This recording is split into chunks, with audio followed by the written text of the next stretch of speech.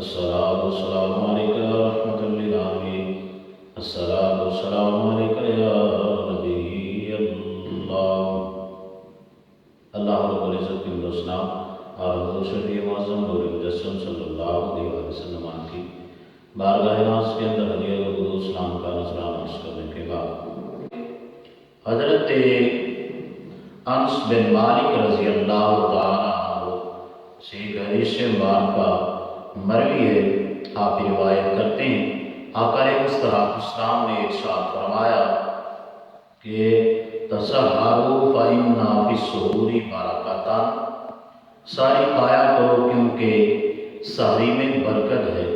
اس حدیث مبارکہ کو امام مسلم رضی اللہ عنہ نے مسلم شریف کے اندر اس حدیث مبارکہ کو روایت کیا. دوسری حدیث مبارکہ ہے، اس کو حضرت ابو سعید خدری رضی اللہ تعالیٰ عنہ روایت کرنے والے ہیں.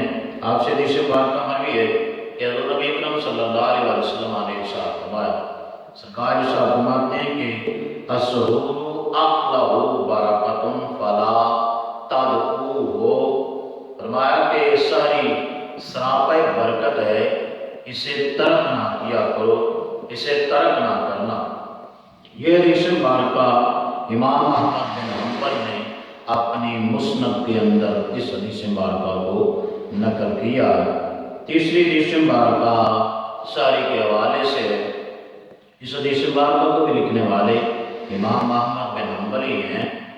آپ حضرت ابو سعید خدری رضی اللہ تعالیٰ کی روح سے حدیث مبارکہ لاتے ہیں.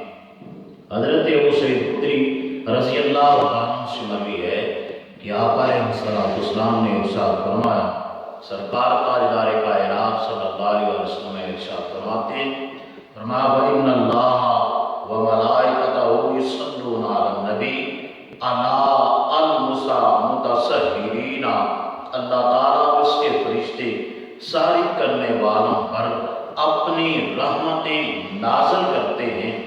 کیا ہمیں اس حدیث مبارکہ سے پتہ چلتا ہے کہ سحری کھانے سے سحری کا مطلب کیا ہے، سحری کی برکتیں کتنی ہیں.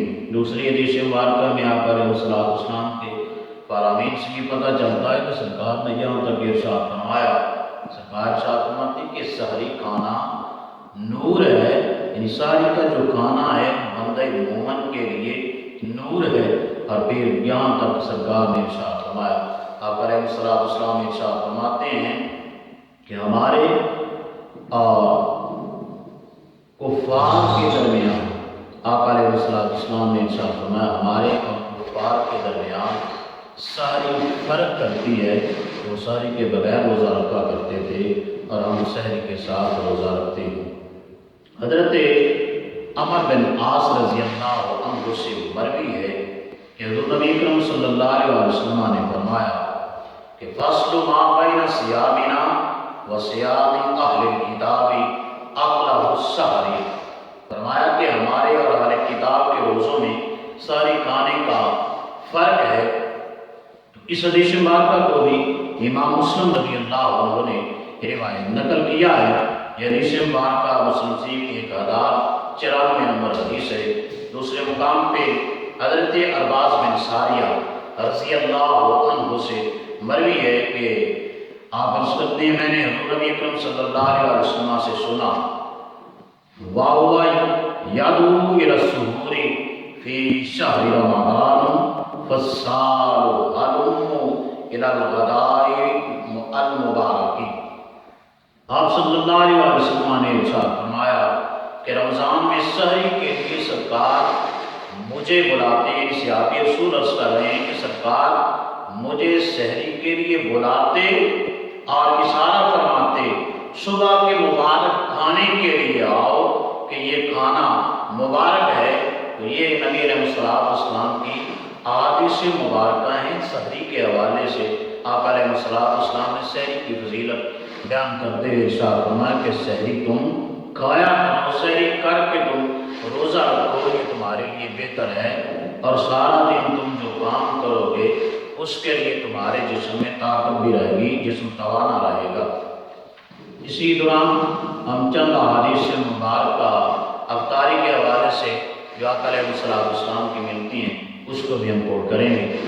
آقا علیہ السلام نے یہاں تک تو ویسے تو رمضان المبارک کی جو افطاری ہے اس کی فضیلت بہت زیادہ ہے، لیکن حضرت سہل بن سعد رضی اللہ عنہ سے مروی ہے کہ حضور نبی اکرم صلی اللہ علیہ وسلم نے ارشاد فرمایا، سرکار ارشاد فرماتے ہیں لا یزال الناس بخیر ما عجلوا الفطرہ، میری امت کے لوگ بھلائی پر رہیں گے۔ کب تک؟ سرکار کو ارشاد فرمایا کہ میری امت کے لوگ بھلائی پر رہیں گے جب تک وہ روزہ جلد افطار کرتے رہیں گے۔ اس حدیث مبارکہ کو بھی امام مسلم رضی اللہ عنہ نے نقل کیا۔ دوسرے مقام پہ حضرت ابو ہریرہ رضی اللہ عنہ کی حدیث مبارکہ ملتی ہے، آپ مروی کرتے ہیں، آپ سے یہ حدیث مبارکہ مروی ہے کہ آقا علیہ السلام نے ارشاد فرمایا، حدیث قدسی ہے، اللہ تعالیٰ کا فرمان ہے، رب کی ذات ارشاد فرماتی ہے کہ احب عبادی الیہ اجرہم فطرا، کہ میرے بندوں میں مجھے پیارے وہ ہیں جو افطار میں جلدی کرتے ہیں۔ تو یہ اللہ تعالیٰ کا فرمان ہے اور حدیث مصطفیٰ ہے کہ سرکار ارشاد فرما رہے ہیں کہ رب کی ذات یہ ارشاد فرماتی ہے کہ میرے بندوں میں مجھے وہ پیارے ہیں، بڑے اچھے لگتے ہیں، بڑے پسند ہیں جو افطار میں جلدی کرتے ہیں، یعنی جب افطاری کا وقت ہو جاتا ہے تو وہ روزہ فوراً افطار کر لیتے ہیں۔ اس حدیث مبارکہ کو امام ابن حبان نے اپنی صحیح ابن حبان کے اندر اس حدیث مبارکہ کو نقل کیا، اور پھر آگے حضرت نبی علیہ السلام کی حدیث مبارکہ ملتی ہے۔ حضرت یعلا بن مرہ رضی اللہ تعالیٰ عنہ سے روایت ہے کہ حضور نبی اکرم صلی اللہ علیہ وسلم نے ارشاد فرمایا کہ اللہ تعالیٰ کو تین چیزیں بڑی پسند ہیں، جس کو رب کی ذات بڑی پسند فرماتی ہے، وہ تین چیزیں ایسی ہیں کہ اللہ رب العزت کی ذات ان کو پسند فرماتی ہے۔ رب کی ذات ان کو پسند کرتی ہے تو کیوں کرتی ہے؟ آقا علیہ السلام نے ارشاد فرمایا کہ رب کی ذات کو یہ تین چیزیں بڑی پسند ہے، ان میں سے پہلی کیا ہے؟ فرمایا اخیر وقت تک سحری کو مؤخر کرنا، یعنی سحری کا وقت ختم ہونے سے پہلے تم سحری کر لو، آخری وقت میں جا کے کھانا کھانا اس کو رب کی ذات پسند کرتی ہے۔ اور دوسرا فرمایا کہ غروب ہوتے ہی، یعنی جب سورج غروب ہو جائے، سورج ڈھل جائے، تو فرمایا پھر تم روزہ فوراً افطار کر لیا کرو۔ اسی دوران میں ایک مسئلہ بھی آئے گا، وہ بھی عرض کریں گے۔ تیسرا مقام پہ تیسری چیز فرمایا کہ نماز میں بحالت قیام ایک ہاتھ کو دوسرے ہاتھ کے اوپر رکھنا، اس کو اللہ رب العزت کی ذات پسند فرماتی ہے۔ فرمایا کہ یہ تین چیزیں ہیں جس کو رب کی ذات بڑا پسند کرتی ہے، اور اللہ رب العزت کی ذات کو یہ تینوں چیزیں پسند ہیں۔ اس حدیث مبارکہ کو امام ابن ماجہ نے السنن الصحیح، یعنی ابن ماجہ کے اندر اس حدیث مبارکہ کو نقل کیا۔ اس حدیث افطاری کے حوالے سے آخری حدیث مبارکہ کوٹ کرتے ہیں۔ حضرت عبداللہ بن عمر بن عاص رضی اللہ عنہ سے مروی ہے کہ حضور نبی اکرم صلی اللہ علیہ وسلم نے فرمایا کہ افطار کے وقت روزہ دار کی دعا کو رد نہیں کیا جاتا۔ تو اس حدیث مبارکہ سے یہ بھی پتہ چلا کہ روزہ دار جو ہے تو وہ افطاری کے وقت جو دعا کرتا ہے، یقیناً وہ قبولیت کی گھڑیاں ہوتی ہیں۔ جو دعا بندہ مومن اس وقت مانگتا ہے، رب کی ذات بندہ مومن کی اس دعا کو یقیناً پورا فرماتے ہیں۔ تو ہمیں چاہیے کہ ہم افطاری کے وقت اپنی نیک خواہشات کا اظہار کریں، اور ہم پر بلکہ پوری امت مسلمان پر جو عالمی انسانیت پر وبائیں یا دیگر مشکلات آن پڑی ہیں، اللہ رب العزت کی ذات ان مشکلوں کو دور فرمائے۔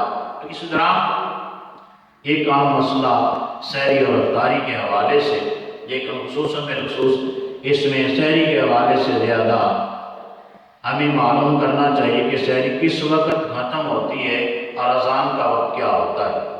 ذہن نشین رہیں یہ مسئلہ بات یاد رکھیں کہ جس وقت میں سحری کا ٹائم ختم ہوتا ہے اس وقت اذان نہیں ہوتی، لیکن جب سحری کا ٹائم ختم ہو جاتا ہے تو اس وقت میں اذان نہیں کہہ سکتے، اور جس وقت میں اذان کہنی ہے اس وقت تک ہم کھانا نہیں کھا سکتے۔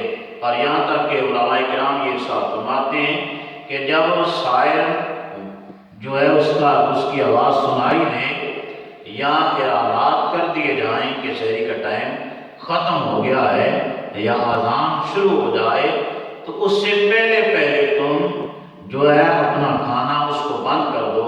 اگر تمہارے منہ میں کوئی لقمہ ہے تو اس لقمے کو بھی باہر نکال دو۔ اگر تم لا علمی کی صورت میں یہ کام کرو گے، اگر کسی بندہ مومن کو یہ بات پہلے ذہن نشین نہ ہو، اسے پتہ نہ ہو، تو اس دوران اگر وہ کر لیتا ہے، وہ نوالا کھا لیتا ہے، تو اسے بعد میں پتہ چلتا ہے تو وہ اس روزہ کی قضا کرے گا۔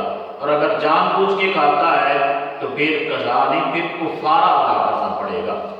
تو اسی حوالے سے پھر احتیاط العلماء یہ بھی ارشاد فرماتے ہیں کہ جو سحری کا ٹائم ہے وہ اذان سے 5 منٹ پہلے ختم ہو جاتا ہے، تو لہٰذا ہمیں چاہیے کہ ہم اپنا سحری کا جو کھانا ہے اسے اذان سے قبل ہی ہم اس کا اختتام کر لیں۔